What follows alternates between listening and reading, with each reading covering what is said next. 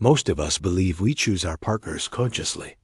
We think attraction is about shared values, a compatible personality, or maybe just pure random luck. We tell ourselves we just happened to meet them, that love begins where logic ends. But the psychologist Carl Jung uncovered something far more unsettling.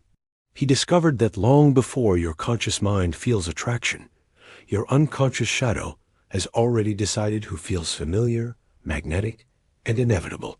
And if you don't understand this process, you don't choose your relationships. You repeat them again and again and again. Different faces, but always the same emotional outcome. This video isn't about blaming yourself. It's about seeing the invisible mechanism that's been quietly running your romantic life. Because until the shadow is made conscious, it will not stop choosing for you. From the moment you're born, you start adapting to the emotional world around you. You learn very quickly which emotions are welcome and which are rejected. You figure out which parts of yourself are safe to express, and which parts threaten the connection, approval, or love you need to survive. And so, you begin a process that Jung called shadow formation. Now, the shadow isn't evil. It's not dark by nature. It's simply the collection of all the traits, emotions, and needs that you learn to suppress in order to belong. Maybe it was the anger that got punished, the sensitivity that was mocked, the neediness that was ignored, or the confidence that was shamed. None of these parts of you just disappear. They go underground. And what goes underground doesn't die. It becomes unconscious. This is where attraction begins. Your shadow doesn't speak in words. It speaks in feelings, sensations, fascination, and a deep sense of longing. When you feel that intense, illogical pull towards someone, that pull isn't random. It's recognition. Your shadow is recognizing something in that person that mirrors a part of you that you haven't yet owned. And here is the part most people do and understand. You aren't attracted to who someone is. You are attracted to what they activate inside of you. This is why attraction can feel so irrational. It's why logic fails, why we ignore red flags, and why we repeat the same patterns despite promising ourselves we'll do better this time. Your conscious mind might want a stable, healthy relationship, but your shadow wants completion. And it will pull you toward anyone who carries the missing piece of you, even if that person also brings a familiar kind of pain. Jung called this mechanism projection. Projection isn't a moral failure. It's a psychological reflex.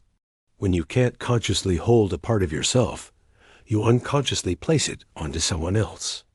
If you've suppressed your own power, you'll be drawn to powerful and sometimes controlling partners. If you've suppressed your emotional needs, you'll find yourself drawn to emotionally unavailable people. If you've pushed down your anger, you might attract those who express rage openly. This isn't a coincidence. It's psychic symmetry. This is why people often say, "I just don't know why I'm attracted to this type." The truth is, your nervous system knows exactly why.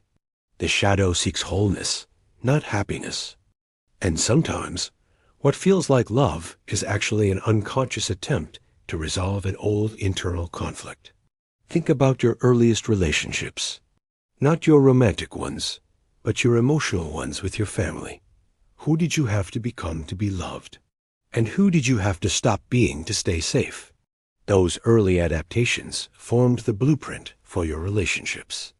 And that blueprint becomes the filter through which all your future attraction operates. Your shadow remembers. It remembers what love felt like when it was conditional. It remembers what attention felt like when it came with tension. It remembers what closeness felt like when it required you to sacrifice a part of yourself. So later in life, when someone comes along and recreates that same emotional frequency, your body responds long before your mind does. This is why you can feel intense chemistry with someone who hurts you. It's why calm can feel boring and chaos can feel alive and exciting. The shadow confuses what is familiar with what is true. Jung warned that what we don't confront within ourselves will appear in our lives as fate. And this is nowhere more visible than in our relationships. You meet the same emotional dynamic in different bodies.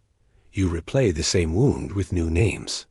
You keep asking yourself, why does this keep happening to me? It happens because the shadow has not been seen.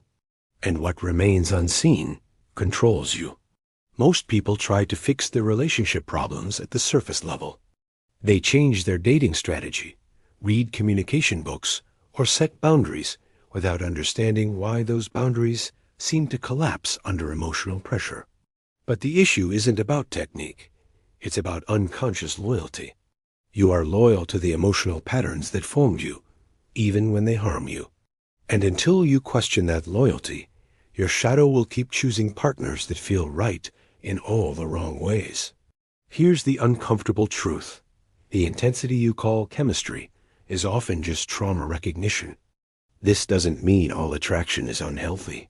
It just means that intense, overwhelming attraction without clarity often signals unresolved shadow material. Your nervous system lights up because it recognizes something old, not love, but a memory. This is why people confuse longing with connection, why obsession can masquerade as passion, and why someone's absence feels so magnetic. The shadow is drawn to what feels unfinished, and it will return there again and again until the unfinished business is addressed internally. But Jung didn't believe that healing meant rejecting the shadow.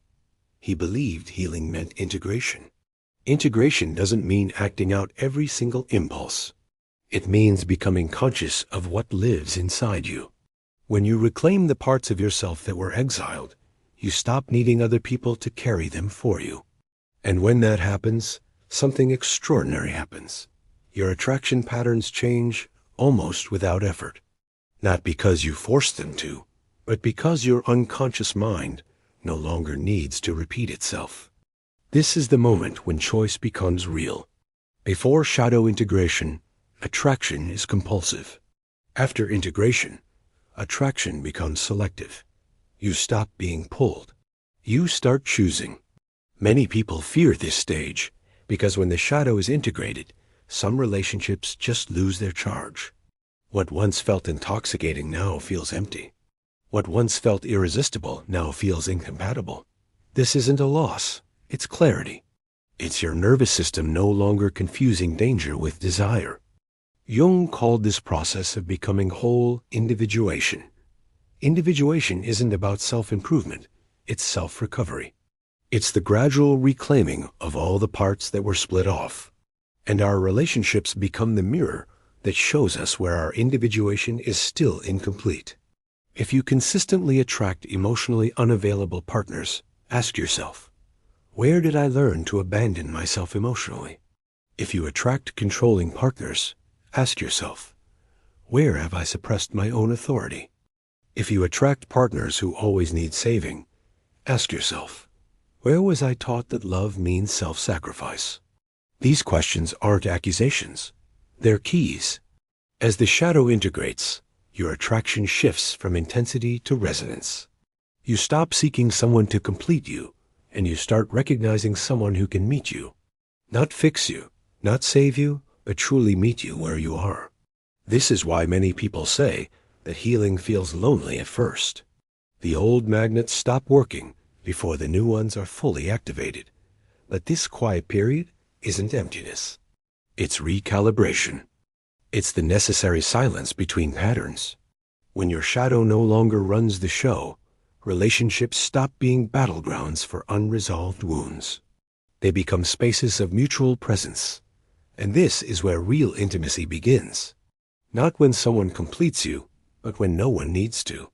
Jung believed that love without consciousness is fate, but love with consciousness becomes choice. And choice is freedom. If this message resonates with you, it's not because you're broken. It's because something in you is waking up. Awareness is the beginning of liberation. The moment you see the shadow, it starts to loosen its grip. Your past attractions weren't mistakes. They were messages. They were invitations to know yourself more deeply. And once the message is received, the pattern no longer needs to repeat. You are not destined to repeat the same relationships forever, but you are destined to repeat what you refuse to see. Until now, when you begin to integrate your shadow, you don't become colder. You become clearer. You don't love less. You love without illusion. And that is the powerful difference between longing and true connection. Your shadow chose your relationships until now. From this point forward, you get to choose, and that changes everything. If you made it to the end of this video, you're already doing the work, not by fixing, but by seeing. And seeing is where all transformation begins. Thanks for watching. Be sure to subscribe for more.